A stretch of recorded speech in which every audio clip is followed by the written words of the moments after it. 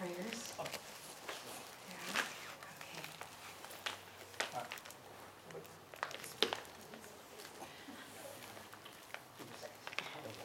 As you notice, you have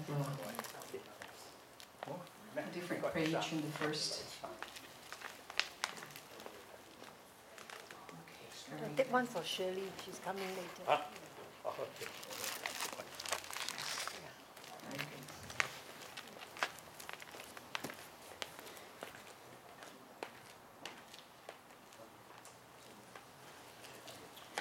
Okay.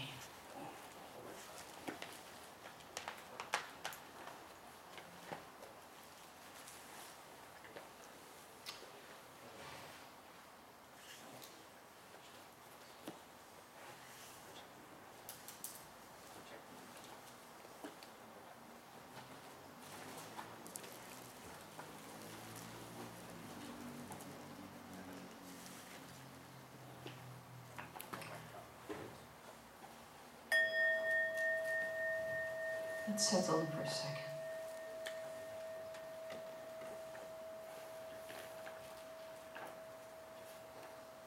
Can we leave the door open? Yes.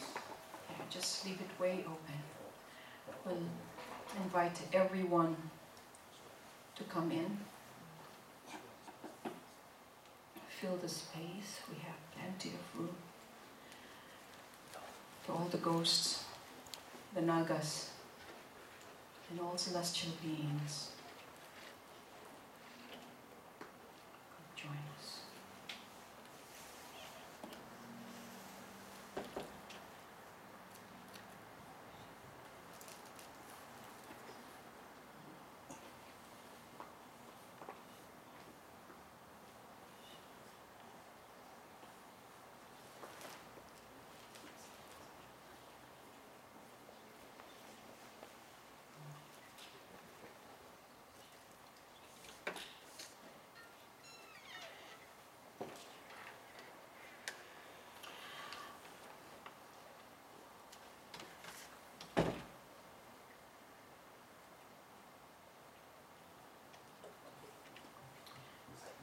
So on page 1,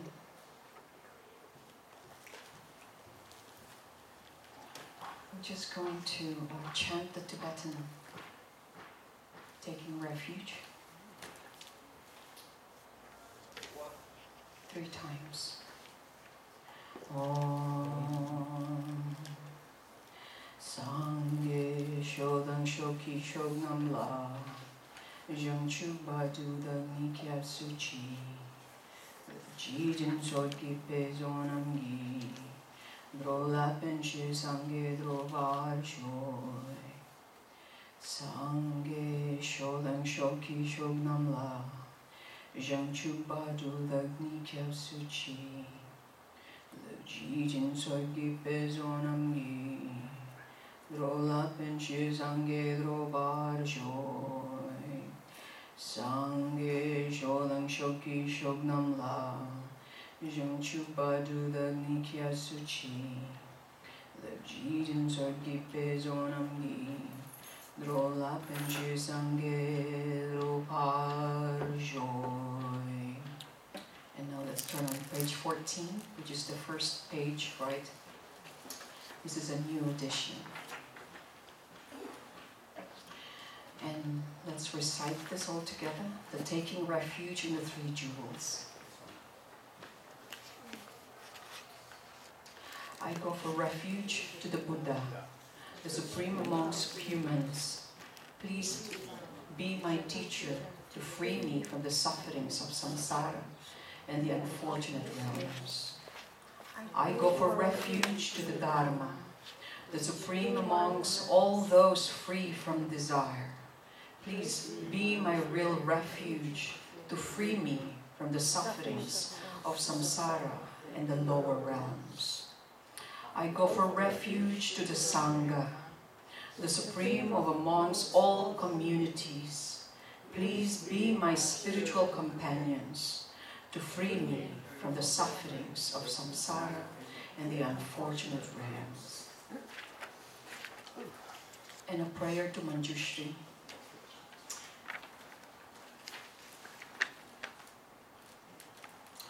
I make obeisance to our youthful form, O Manjushri, like that of a dynamic and graceful 16-year-old. You repose upon the full moon as your cushion, at the center of an expansive milk-white lotus. I make obeisance to your speech, O mighty fulfiller of wishes, so mellifluent to the minds of countless sentient beings, a lucent euphony to accord with each listener's capacity, its multiplicity embellishing the hearing of all unfortunate ones. O Manjushri, I make obeisance to your mind, wherein is illuminated the entire tapestry of the myriads of objects of knowledge. It is a tranquil ocean of unfathomable profundity, of immeasurable breadth, boundless like a space itself. Om Arabasanati, Om Arabasanati, Om Arabasanati.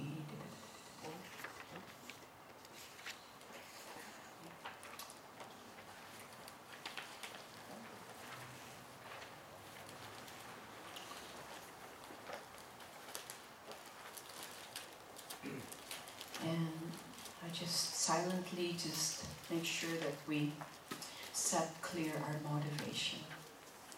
Okay.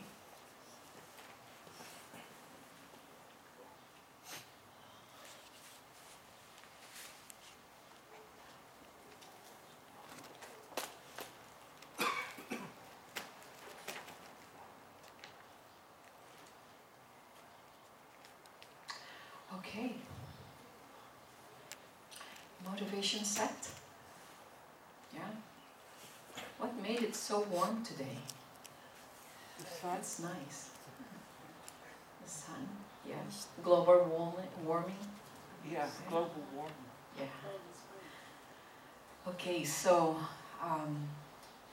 right back to where we left it last week. We are now studying about taking refuge and the details of taking refuge. Now we definitely understand, right? The causes, why one is taking refuge.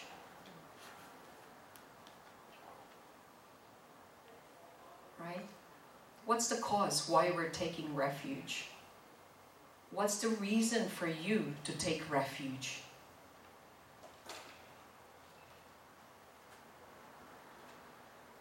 Yeah. Yes, Jeff. So I know where I go when I die. Where do you want to go? The Western Pure Land. Western Pure Land. Yeah. That sounds like New Zealand.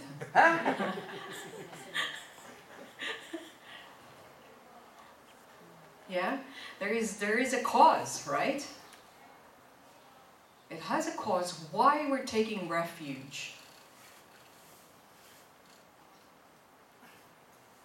Why do we have to take refuge? This is very important because this is the essence now of being a Buddhist. What makes us, or what makes your conviction different from other beliefs. Okay, and we are learning, okay, we are trying to learn now the detail, why, you know, why you take refuge, which we almost take refuge all the time. Right? You take refuge, do you think, to your food in the morning? Otherwise, you know, you'll be cranky.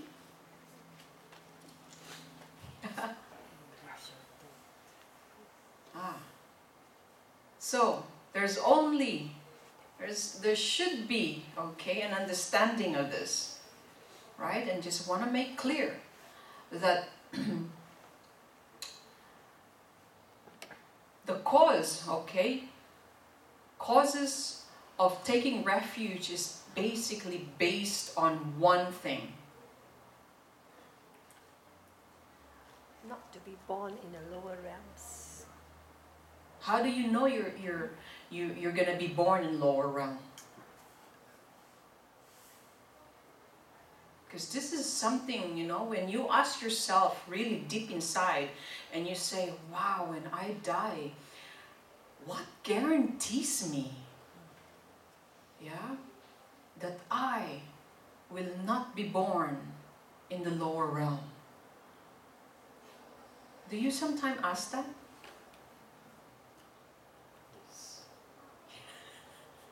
But you don't want to talk about it, right? And like, yeah, but I wish I can skip that part. I'll just practice, you know, like saying my mantras, you know. Can it be a lucky dip?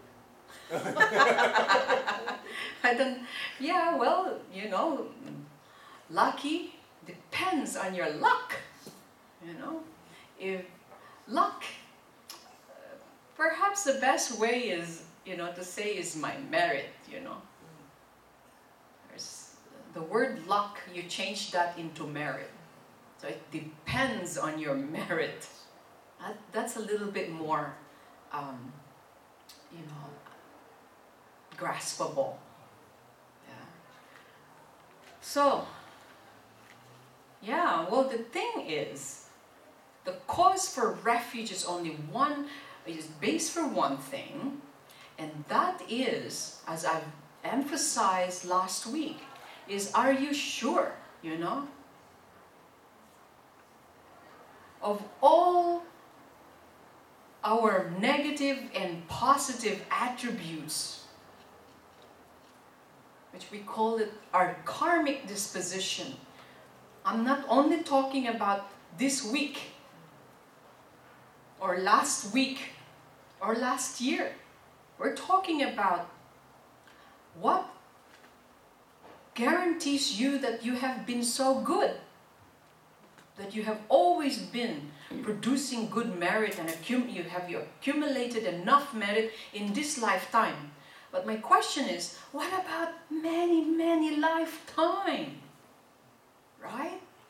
Do you know that? No. I don't. All I can remember was 2 years ago. But even in this lifetime, let me challenge this, you know, on your state of mind, even in this lifetime, have you always been 100% virtue? Jeff, that's great. You should come close to the microphone. That's right. Yeah? Even in this lifetime. Okay, let's just say 2 years ago. Compare your mind 2 years ago to now. What about 2 years before that and before that? Have you been virtue at that time?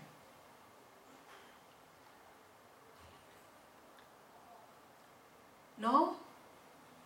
The only thing that's guaranteed is yes, no, no. I am not virtue. It depends on how many percent, like out of 100%, how you can sort of judge yourself out of 100%.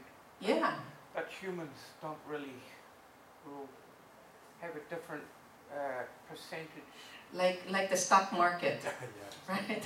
Yeah, like some person's idea of good compared to another person's is... Yeah, but I'm talking about not comparing here, just yourself, okay? So therefore, all right, if you cannot say I have been virtue in this lifetime, how much more of those many lifetimes before?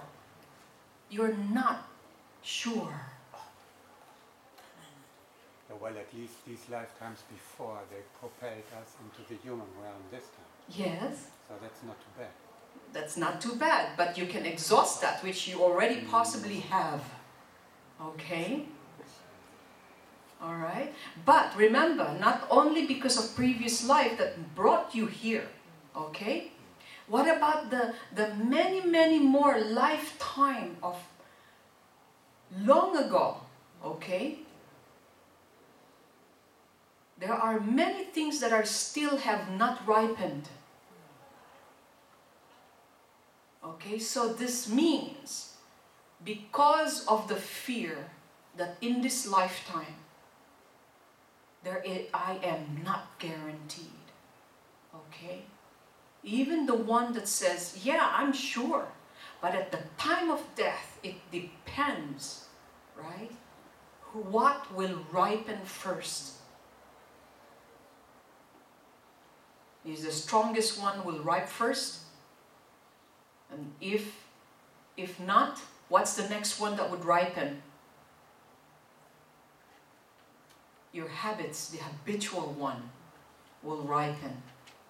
And if not that habitual one, it is the last one would be the most accumulated, meaning, you know, the accumulation. If you have, in total, you have more non-virtue, bingo, you know. Even if you're so human now, it is not guaranteed you're gonna be human again because of that. Okay, and that is why, that is the cause of taking refuge. You see? Now, to take the refuge is to eliminate. So the idea is to eliminate, okay, the causes of these karmic traces. Yeah, you understand now? Yeah? This guarantees you. You know, it's like an insurance. But of course, it's greater than that. First of all, it's free. No premium. You just have to work a little bit harder, right? Yeah. See? By going for refuge to the three jewels, we can then unite. Okay, listen to this. By going to take refuge to the three jewels, what are you going to do? You're going to unite. Okay, unite. Okay, it's not only one way. There are two parts here. You're going to unite what? The power, okay, of the Buddha. Okay, the power of the three jewels. Okay, and their blessings, right? And your effort. So here comes the Buddha, yeah, giving you the blessing, yeah, and here you need to step forward and take the blessing, meaning you're gonna have to put forth an effort. It's not like, well, I am just gonna sit here and the blessing will just come to me. It's like you have rice in the cupboard, right? But if you're not going to cook that rice is not going to come to you cook. Of which some people think. You know? You have to go, even if that rice is so fresh, yeah? The seed of the rice is in your cabinet. You have to take part. You have to make causes and conditions to cook that rice so it can be food. See? That's like it is. So that we can then overcome the causes, okay? Or causes, to overcome the causes of unfortunate rebirth. Because we are really guaranteed on this, okay? I'd like you to just think of that for a second, okay? To really understand what I'm saying here. This is basically the uniqueness of threading the path into the path of the Buddha's, or I would say the Buddha's path, compared to any other, okay, faith.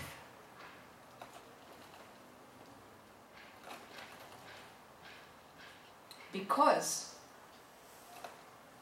this is the guarantee of the Buddha.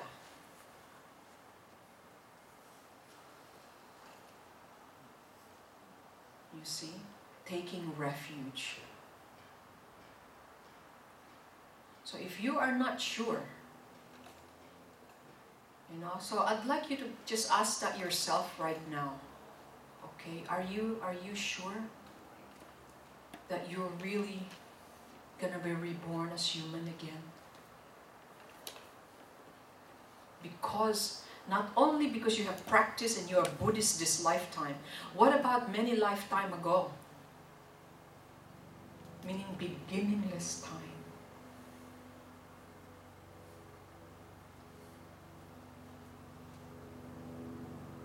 I thought you'd get reborn into a different world, not the earth. Like, go to a nice place. Like, Yeah. different to here.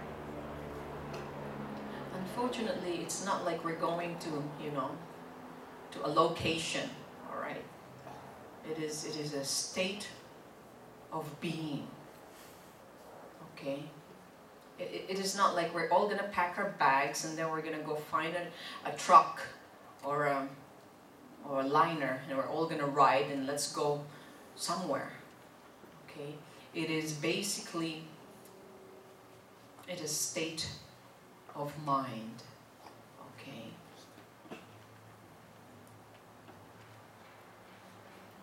But that doesn't mean you are human, because do you think the animal think they're human? Do you also think that they think they're animal? Do you think that the dog actually thinks he is a dog? Have you ever asked the dog? And you say, you are not a cat, you're a dog. Do you think he understood that? Does he even know that why does he bark and not meow? Yeah. You ever check that? Or a bird, you know? And then how come the bird, when he's next to somebody, you know, who is not a sparrow, it's like a cardinal, and then later on that sparrow sings like cardinal because he's being brought by cardinals. You know those cardinal, the birds, the red bird? You know how they tweet and sing so beautifully? They've done this in research. That the sparrow, you know the sparrow, the regular brown bird, yeah, when he was born, they took him next to the cardinals. And so the cardinals, when he started to listen, right, to the tweets and speech of the other birds, it sounded like that. So then he sounds like cardinal, but he's a sparrow.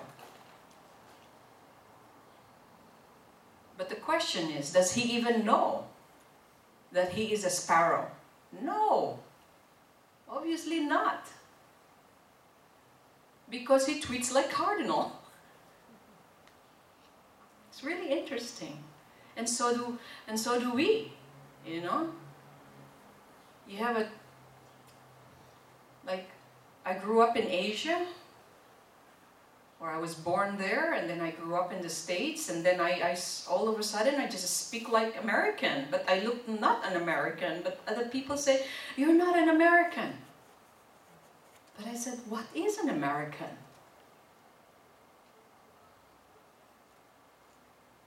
Yeah, so it is definitely, you know, our state of being is not just labeled as what we think it is, right? But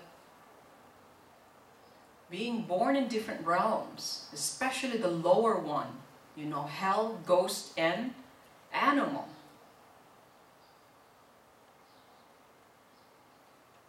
Are we guaranteed we're not going to be born there?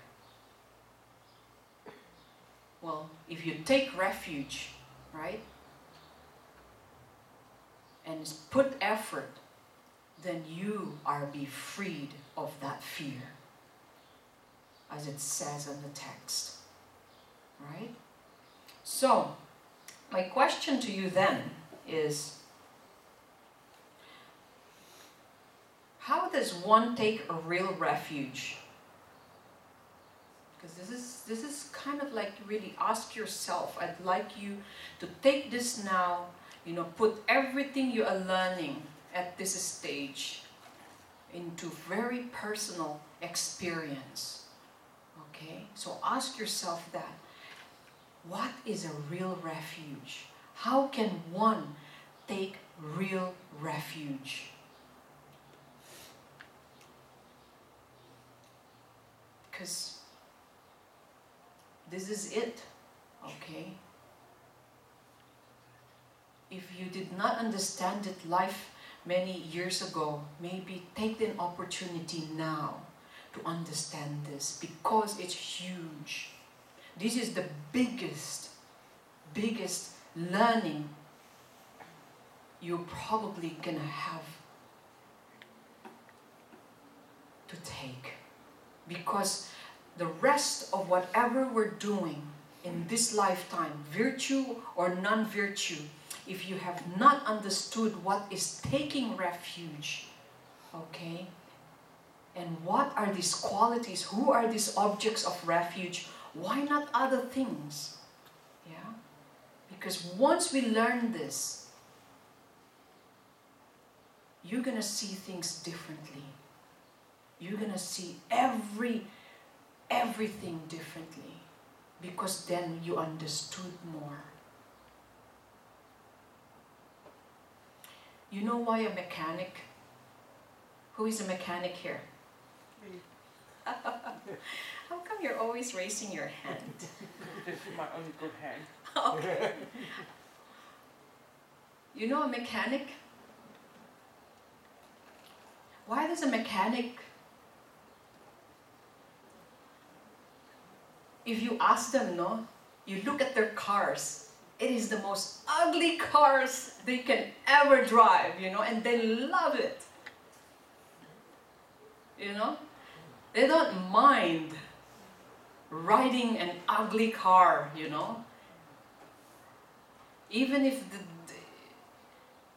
but they know what's inside, right? They said, I have the best oil in this car, but nobody knows, right? But he's so confident in driving that car. He knows what's everything in it. But then, here we are, you know, we look at I was like, wow, that mechanic's kind of strange. I thought he's a mechanic. He should have like really good car, or at least a good looking car. But only mechanic knows. Why? Because he's so confident. It's not about the outside, it's the inside we're talking about. When he talks about the wires, you know, what's in it, the quality of bolts that's in it, you know, even the kind of fuel that it has. But do we know that, looking from the outside? Never.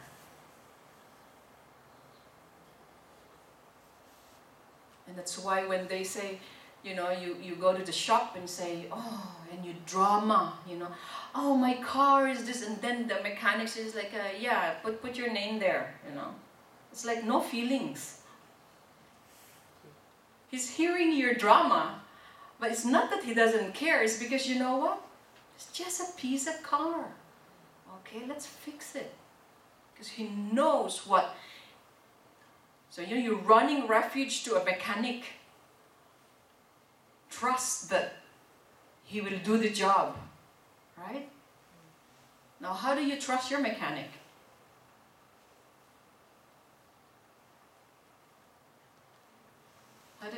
How do you know you trust your mechanic?